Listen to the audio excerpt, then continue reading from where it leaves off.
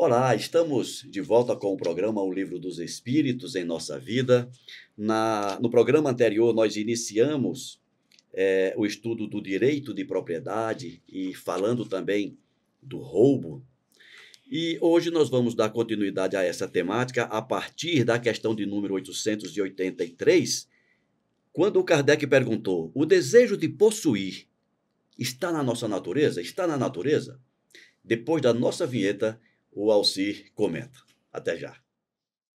Começa agora o programa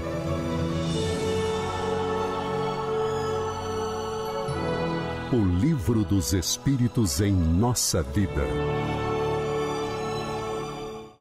Seja bem-vindo, Almeida. Obrigado, Ricardo. Obrigado pelo carinho, pela atenção e pela companhia semanal de vocês aqui conosco no Livro dos Espíritos em Nossa Vida. Ainda mais quando a gente vai continuar a discutir essas questões, por vezes mal compreendidas e mal discutidas, qual seja o direito de propriedade.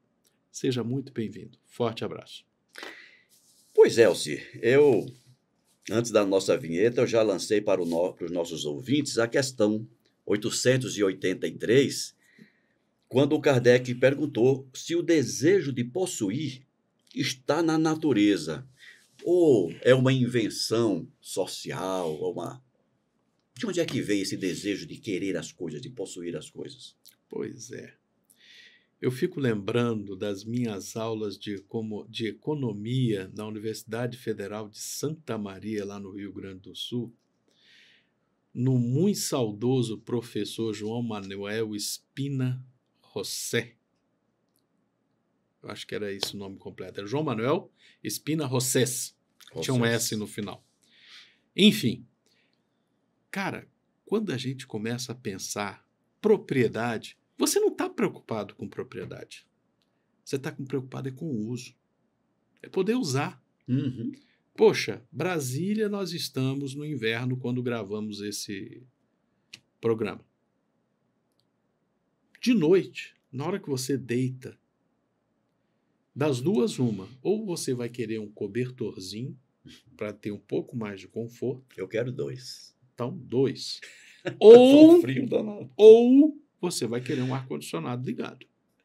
Um aquecedor, né? Um aquecedor. O ar-condicionado tem um duplo circuito, né? Sem dúvida. Você quer um ar aquecido. É. Ou quer muitos cobertores. Aí aquela história, você quer a propriedade ou quer o uso? Exatamente. Você quer poder usar. Imagina se eu tiver os meus 2 cobertores e deixar ele guardado lá e ficar com frio. Não faz sentido. Não faz sentido eu ter essa propriedade. Ou você ter 5 cobertores, né? Uhum. Mas de noite alguém já pegou e já levou. Né? Então, a propriedade foi criada para preservar a questão do trabalho, nós falamos semana passada, para preservar o mérito de quem trabalhou para obter aquilo. Isso.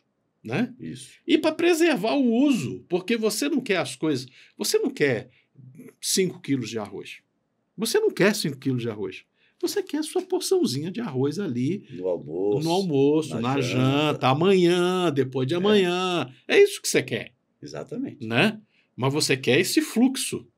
Você quer a garantia de que você vai ter aquilo para atender uma necessidade sua, seja um cobertor para combater o frio na hora de dormir, seja uma porçãozinha de arroz para combater a fomezinha que bate naquelas horas.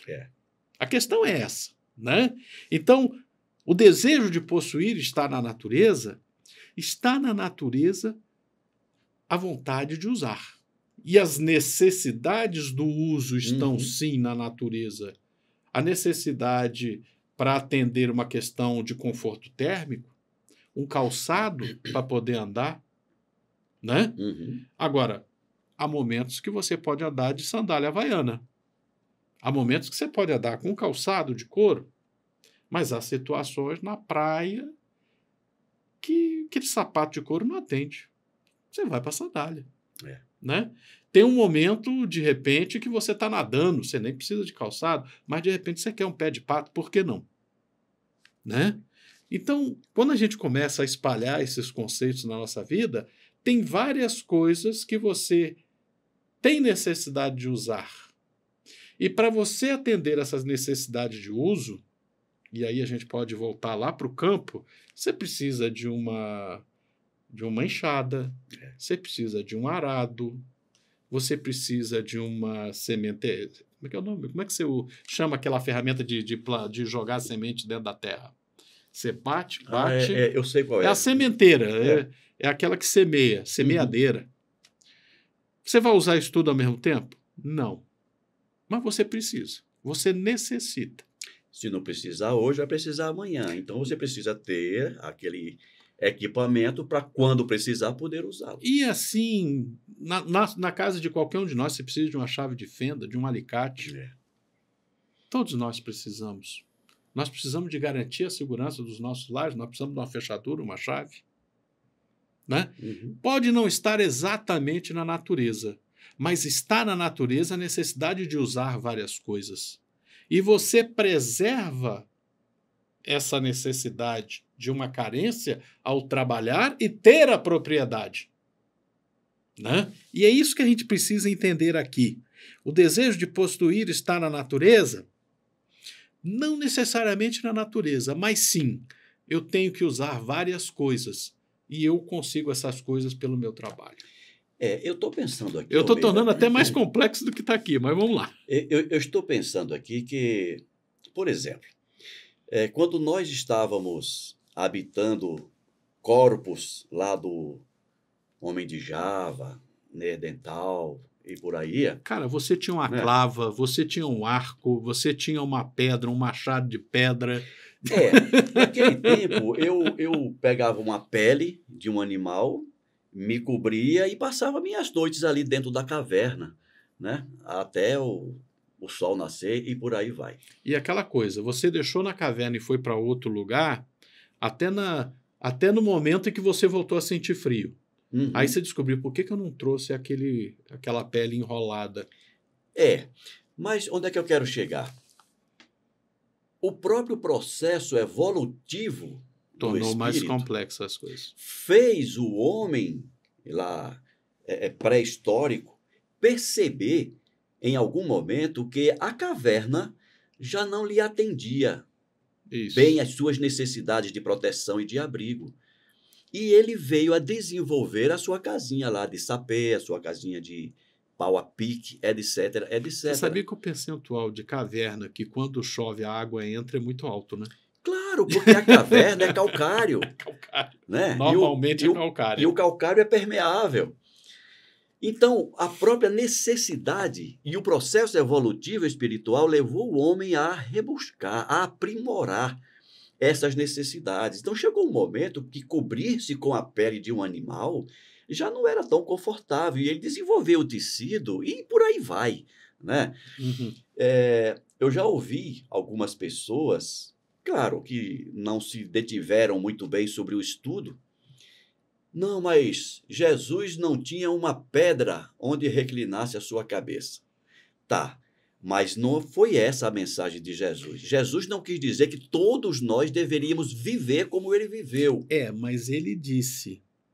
Não sejais pesado. Quando ele manda todo mundo fazer o trabalho missioneiro, ele diz para eles trabalharem pelo pão de cada dia. Para não serem pesados a quem os recebesse. Exatamente. É uma forma de dizer, olha, custeie a tua existência. Sim. Né? Se você vai precisar de arroz, dê um jeito de conseguir o seu arroz. Dê um jeito honesto de conseguir o seu arroz. Se você precisa de uma casa de um abrigo para dormir e fugir do frio, dê um jeito honesto de construir, de adquirir aquele seu bem. Então, é nesse sentido que eu estava pensando, enquanto você falava, Almeida, de que o desejo de possuir, ele é natural, porque ele acompanha esse processo de crescimento e de novas necessidades que vão surgindo ao longo desse processo, né? Por exemplo, claro que a gente está aí lendo o que disseram do Cristo, que ele não tinha uma pedra por onde repousar a cabeça, mas eu acho difícil que ele não tivesse uma plaina no Bornal, tá? Porque se ele era carpinteiro, ele devia ter uma plana, devia ter uma lâmina para trabalhar a Para madeira, trabalhar a para madeira. dar exemplo. Exatamente. Então, eu vejo assim, o meu pai, ele nunca teve um automóvel, nunca dirigiu, Uhum. mas também o percurso que meu pai fazia no seu dia a dia, ele fazia a pé. Ele se ausentava muito pouco daquele raio de ação lá dentro da fazenda. Quando precisava, assim, esporadicamente, para ir a Campina Grande, João Pessoa, tal, pegava um ônibus, ia ali e voltava. Agora, imagina você, hoje, eu ter que me deslocar lá de onde eu moro, aqui para a comunhão, para fazer essa gravação, a pé. São 22 quilômetros. Como os outros, a 4 km por hora. Então, hoje, eu tenho uma necessidade, né? Não só um desejo, mas uma necessidade de ter um automóvel para eu poder cumprir os meus compromissos a pronto. O meu pai não tinha, ele não tinha, talvez ele tivesse o desejo, mas ele não tinha a necessidade premente, tanto que ele desencarnou com 90 anos de idade, nunca aprendeu a dirigir, nunca teve automóvel e viveu a vida dele Como bem. diz o outro, talvez ele tenha vivido esses 90 anos sem ter ido a Recife. Foi. Ele chegou aí a Recife. Foi um fenômeno, né? Mas foi um evento quando na eu vida já dele. morava lá. Ah, tá, foi te visitar. Né? Quando eu já morava lá, mas não tinha necessidade de ir a Recife. Ele resolvia tudo ali num raio de alguns quilômetros. Hoje em dia, não. Nós temos necessidades e, por consequência, o Nós desejo e a temos consequência atribuições, atividades que geram necessidades. que geram necessidades. Então, está na natureza essa busca constante, não só de atender desejos, mas de suprir necessidades que vão surgindo ao longo do processo de complexidade. O pior que você está Da falando vida, isso né? aí, eu estou lembrando de minha mãe. Aham. Minha mãe, na época, tinha ali uns...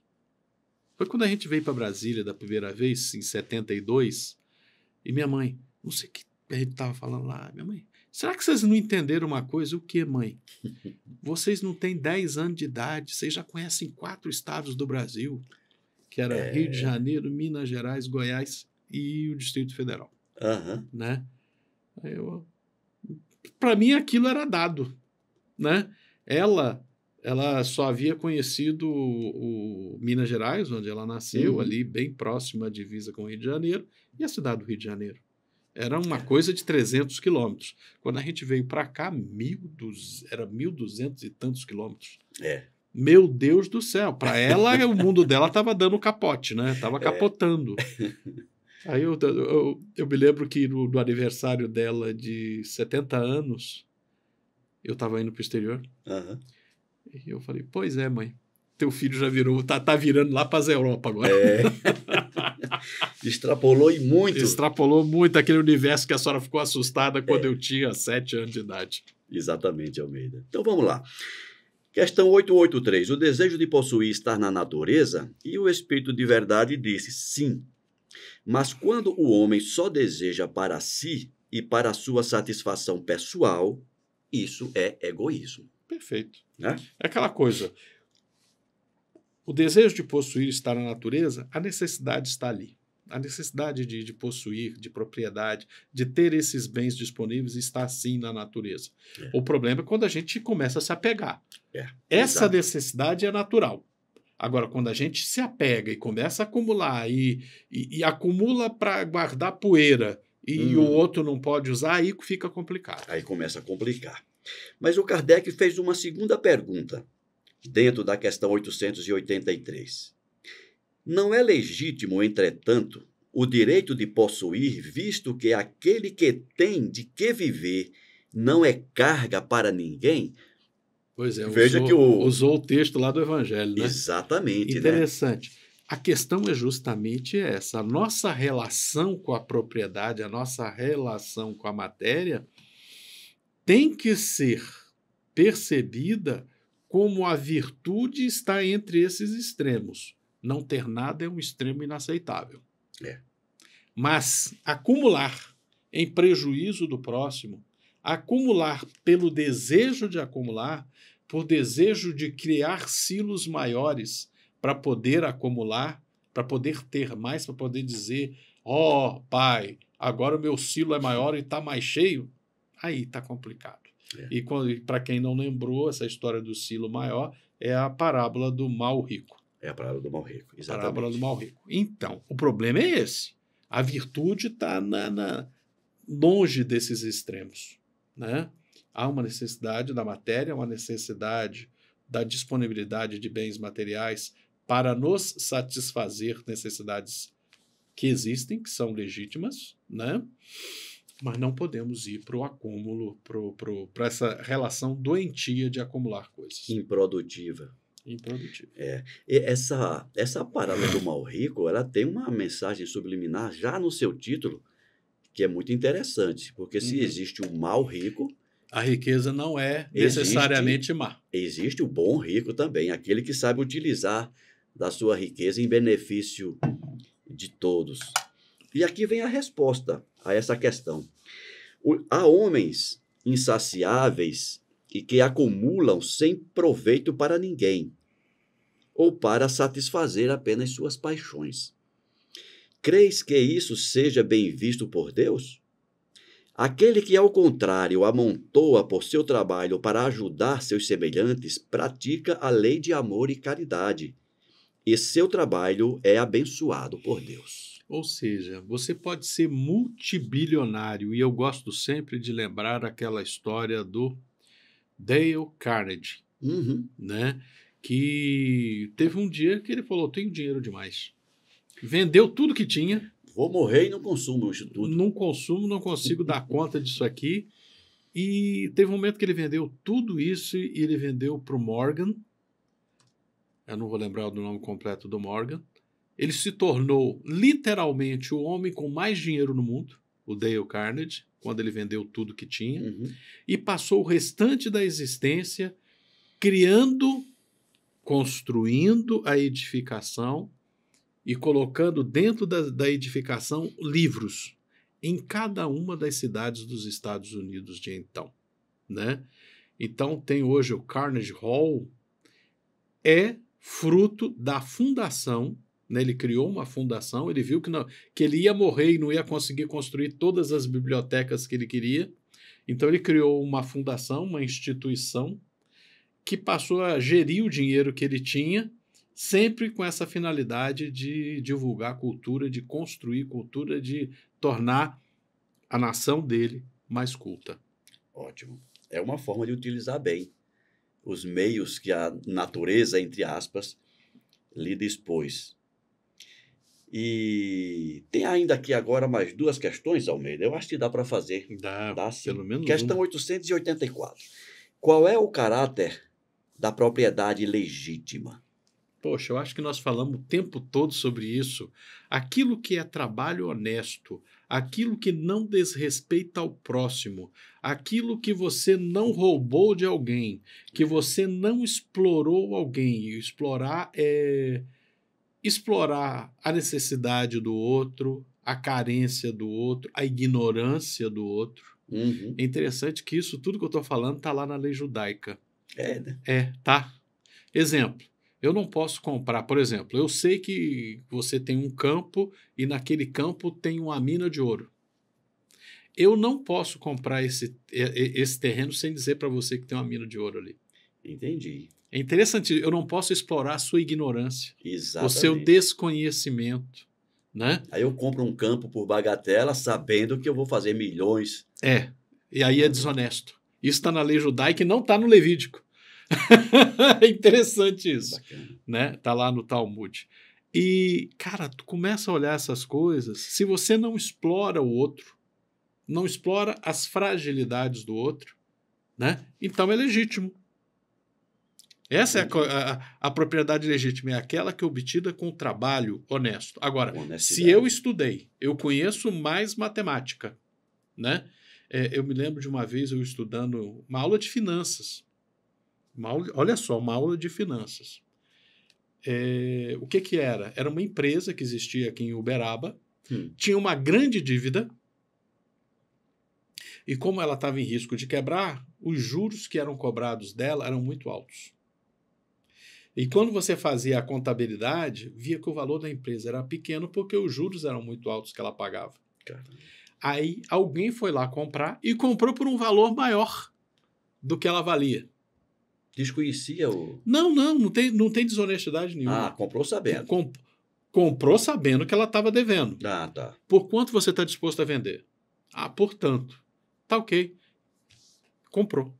E ela valia e comprou por mais do que você fazendo essa conta das dívidas, Sim. teoricamente valeria. Por quê? Porque a pessoa que comprou não tinha dívida. Pagou, pegou aquelas dívidas e fala, eu não tenho dívida, você está cobrando um juro muito alto. Vamos renegociar.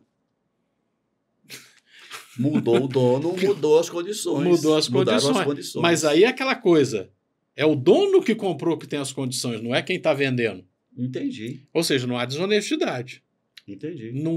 Eu não me aproveitei de você ao comprar. Não, as pessoas estão dispostas a me vender, a me emprestar, porque sabem que eu sou um risco de crédito menor do que o teu. Ou seja, eu tenho condições que você não tem para gerir a empresa. Uhum. Interessantíssimo isso. E eu não tenho como transferir as minhas condições para você. Não.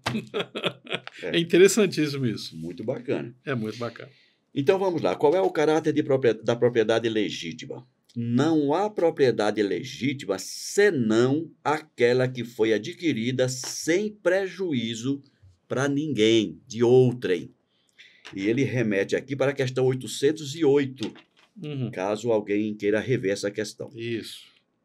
E aí o Kardec comenta: a lei de amor e de justiça, proibindo fazer a outrem o que não desejáramos que nos fizessem, condena por isso mesmo todo meio de aquisição contrária a essa lei. Perfeito. Então tem mais uma questãozinha ainda. Agir com honestidade. Isso. E para acabar o tema, questão 885. O direito de propriedade é indefinido? Você pode ter o que você quiser, quanto quiser? Não, a definição está na lei dos homens, né? Uhum. A definição está na lei dos homens. Nós estamos falando aqui de valores morais. Honestidade, né? Não se aproveitar do outro, não se valer da fragilidade do outro para obter vantagem, não se aproveitar da ignorância, tudo mais. Então, existem definições morais. Mas definição de o que é propriedade e não é, o que não é propriedade, aí nós vamos encontrar em outro local a explicação para isso. Na ciência dos homens, você vai encontrar o direito de propriedade. Os limites para esse direito de propriedade. Definição de até onde. Exemplo. Você tem uma terrinha ali lá perto de Agrestina, que você acabou de dizer. Era da Cícero. Mas vocês tinham a terra de vocês lá. Tinha um curso d'água. Você não podia represar aquela água todinha na sua terra. Correto. Isso é um direito de propriedade que está definido na lei dos homens, não na lei de Deus. Né? Então você tem que deixar a água passar. O direito de passagem, você não pode... você tem uma propriedade, para passar para outro lugar, você tem que passar pela propriedade de alguém. Então, o direito de passagem também tem que ser garantido. Então, isso relativiza o domínio que alguém tem sobre o que lhe é próprio. E isso vai estar na legislação dos homens. E como nós já estudamos até em outras situações, a lei dos homens é imperfeita. A lei de Deus é perfeita. A lei dos homens, não. Então, ela vai se modificando como se modifica a sociedade. Isso a gente tem que entender. O direito da água passar... Isso aí já desde o tempo do direito português nós temos no Brasil. Já desde o tempo do colônia. Você não pode represar água e deixar o vizinho de baixo na seca. Isso está tudo escrito. Já há muito tempo. O direito a servidão. Servidão da água, a servidão de passagem. No direito é falado de servidão. Entendi. Vamos à resposta? Vamos. O direito de propriedade é indefinido e o Espírito da Verdade diz, sem dúvida, tudo que é adquirido legitimamente é uma propriedade. Então, você pode ter quantas você quiser. De várias naturezas. Quando você puder, desde que conseguido honestamente. Propriedade intelectual, por exemplo. Exatamente. Exatamente. Todavia, como o dissemos, a legislação dos homens, sendo imperfeita, consagra frequentemente direito de conservação que a justiça natural reprova. Aqui e acolá podemos encontrar. Por isso, eles reformam suas leis à medida que o progresso se realiza e que compreendem melhor a justiça. O que parece perfeito num século, parece bárbaro no século seguinte. É isso, né? E agora eu lembrei de uma história que você contou, eu não lembro agora o nome, você vai lembrar. É uma pessoa conhecida nossa que, à sua época, ele saía lá da universidade e uma diversão deles era Bismarck. Bismarck, né? Bismarck. Bismarck. Naquele momento, Aquilo ali era normal, natural. era normal e era um direito que eles tinham de sair no sabre até sangrar um. Até sangrar um. Né? Hoje em dia, isso é direito, hoje é bárbaro um hábito desse. Um hábito desse. Né? E por aí a gente pode imaginar várias outras práticas Sim. que nós considerávamos normais e amparadas pela lei dos homens no passado e que hoje em dia já não é mais aceito. Ótimo. Então, encerramos hoje aqui o estudo do direito de propriedade. Almeida, na próxima semana nós vamos falar sobre caridade e amor ao próximo. É um tema bem longo, bem extenso. E esse tema é o penúltimo deste capítulo. Depois nós vamos falar sobre amor maternal e filial. Depois vamos para a perfeição moral. Ok. Muito obrigado pela sua companhia mais uma vez. Agradeço a cada um de vocês que nos acompanham pelas mídias sociais da Comunhão Espírita, né? Seja aqui no YouTube, seja na TV Comunhão, seja na Rádio Comunhão, né? É muita alegria, muita satisfação poder compartilhar o conteúdo desse livro tão sábio e perceber como ele é importante na vida de cada um. Forte abraço. Forte abraço a todos. A gente se vê no próximo programa. Até lá.